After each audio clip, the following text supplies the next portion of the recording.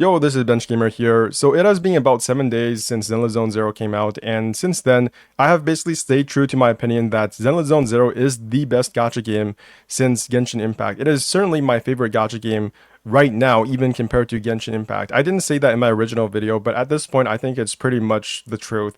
I still love Genshin Impact, but the truth is that Zenless Zone Zero has improved on the formula for gacha games, in my opinion. For my personal taste, this is probably the best gameplay loop that I have ever seen since Genshin Impact, and I want to make it clear why. And the reason why is, again, the characters.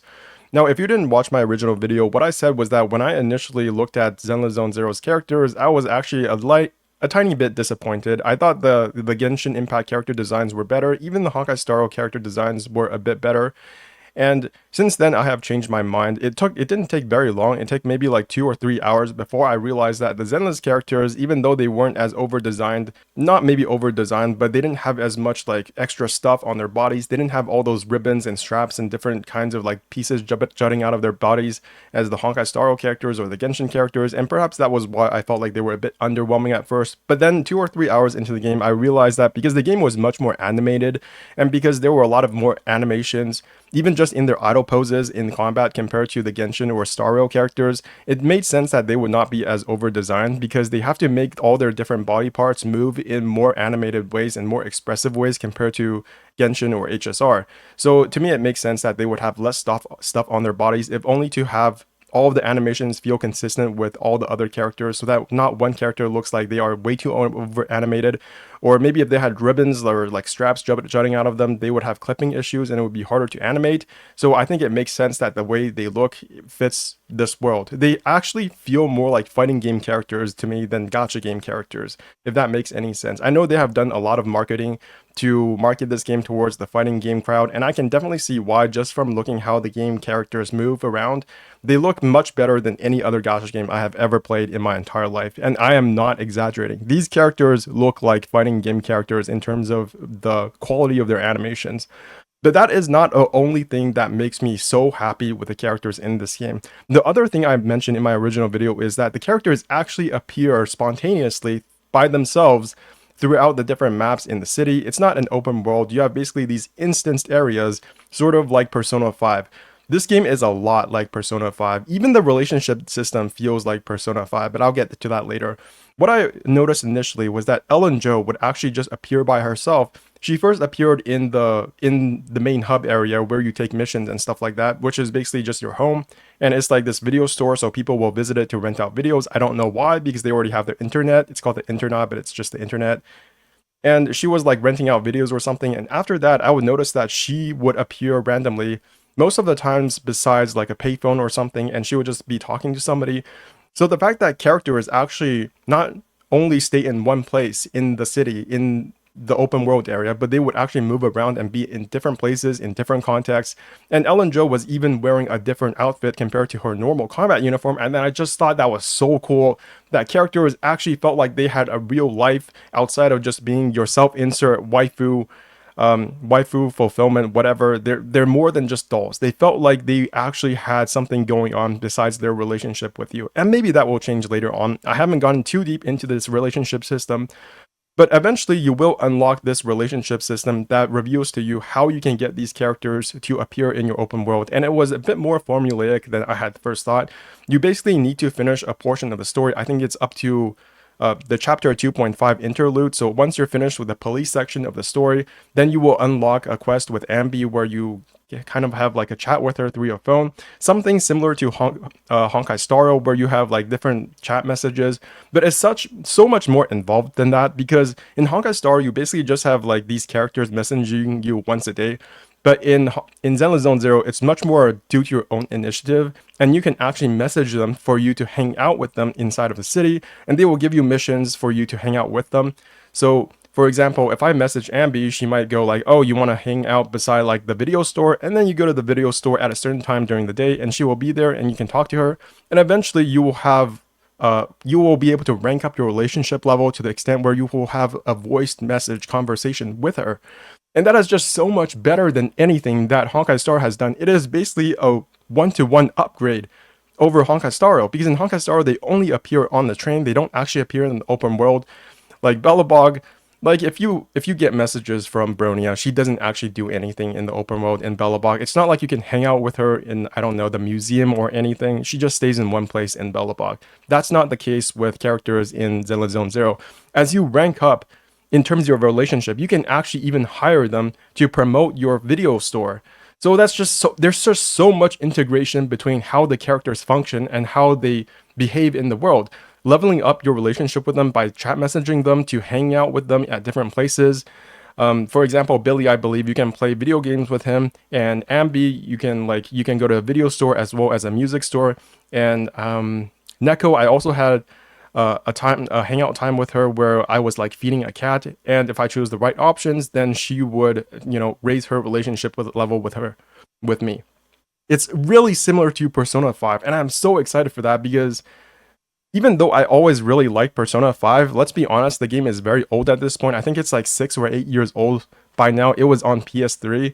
The game is outdated, and I feel like this game has replaced Persona 5 for me. I feel like the humor in this game is honestly even better than Persona 5, even though I always really liked the relationship aspect of Persona 5 type games.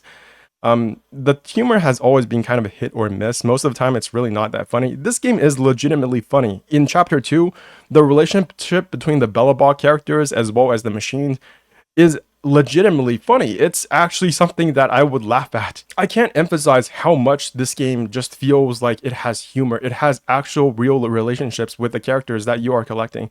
One thing I am not so sure about that I'm not sure I like is the fact that if you want these characters to eventually appear and you have like these relationship levels with them, you need to collect these characters. So that is the hook.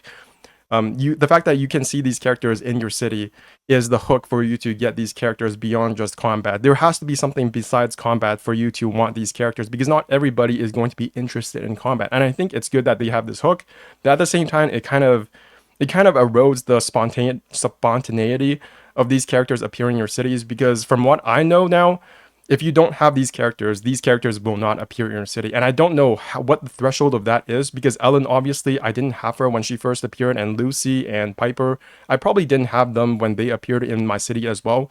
So we'll see how that works. But according to the info that I'm given inside of the character screen, you need to first complete the 2.5 chapter, as well as collect those characters and probably do their agent stories first. For example, Kalida, I haven't seen her yet, and I think that's because I haven't done her agent story. So there are 3 or 4 requirements that are required for you to, have those relationship conversations with them. But all of this, even the stuff that I don't really like, for example, having to collect those characters, it just feels much more involved. It feels much more interactive compared to any of the previous gacha games. And even besides that, there is a lot of other character interactions that are related to the gameplay that other games don't have. For example, in Simulator Universe, even though you can pick your own characters and go through them, your characters don't really interact with the gameplay systems in any meaningful way besides just using them as combat. But in the roguelike section of this game called Hollow Zero, the characters you pick actually have some kind of relationship to the events. For example, if you pick a small character, sometimes you will get a benefit because they can sneak past like a barrier. That is one of the options you will get during one of the events. And your character, I think it's your leader character, will actually comment on the things that are happening. For example, if you get like a small bit of money, then your character, in my case, Ellen Jo, will make a remark about that. And in other instances, they will also make remarks about other things. So it's these little things where characters are actually commenting on what's happening inside of the game that makes me feel, again, that this game is more interactive, that the characters are more integrated into the story and the gameplay than previous gacha games. And if all future characters have this level of interaction to the same degree as the current characters, I am very, very, very happy with this game. I cannot emphasize that enough. For me, the highlight of this game is not the combat. It's good, I enjoy it. I'm not one of those combat haters for this game. I don't need this game to be as hard as Wuthering Waves. I enjoy the holograms, but everything about Wuthering Waves besides the holograms, I can say I do not enjoy nearly to the same extent as this game. I think that's it in terms of the main things. Another thing that I found really interesting was that the characters that are not even in the game yet already appear in the game. During the Hollow Zero section of the story where you were first introduced to it, we got introduced to the Sector 6 faction. Most of those characters are not even in the game yet, and they've already appeared, which is such a big problem in Honkai Star Rail. In Honkai Star Rail, none of the characters really appear before they're even pullable. Almost none of them. Whenever a character appears, and they become playable is when they are most relevant. After that and before that, nobody cares. Robin already irrelevant. Robin before she became playable, irrelevant. It's so bad. The way that they introduce characters to so fast without enough story for them to feel like they're part of the world is one of the worst things about Honkai Star, and that problem has been completely fixed in this game. Even in Genshin Impact, most of the time when a character exits a main story, for example, the Fontaine characters are mostly just relevant in Fontaine. They don't matter outside of Fontaine. They're not like in Natland, they're not like in Mondstadt or wherever, except for events that are only playable during the times when they are running. After that, they kind of just disappear. They're completely transient. And in this game, not only in your relationship levels with the characters, but also in the story, I feel like they're much more permanent. The Cunning Hares, the faction characters in the Cunning Hares, once you're done with their arc, they don't just disappear. In chapter 3, they appear again, and hopefully in the future they will appear again and again and again, to the extent that I feel like all these characters are interacting with each other. And I think one of the things that really promotes this is the fact that this game all happens in one city in New Eridu. It's not a whole bunch of different regions. Like, this is the China region, that's the Japan region, that's the European region. All of these little regions are good for themes, but they don't do a very good job of tying all the characters together in a relationship network. But now that I'm at the point of the story where I am, I can see that, oh, Miyabi has a relationship with Zhu Yuan, and the Cutting Hair factions all have different relationships with each other. And that's another thing. The faction characters, when you are switching them out in the same team, they will actually have callouts to each other. When you switch out Billy from Ambi or from like Nekomata or Nicole, they will have different callouts to each other. And it's just so immersive. It makes them feel like they are actually like friends with each other. Again, I come back to the fact that this game doesn't feel as much of a self-insert game where the characters that you collect only have a relationship with yourself, with the main character. The main character is not a self-insert character. They actually have their own voice lines, and they have a relationship, a definitive, like canonical relationship with their sister or brother that you can't just be overridden because somebody needs to have like their canonical fictional shipping, they need to have their canonical ship inside of their head, and if they can't have that, then they will rage. That's not a thing in this game. They actually have real relationships that you can't say that doesn't exist because I need my character to have a fictional relationship with this other character.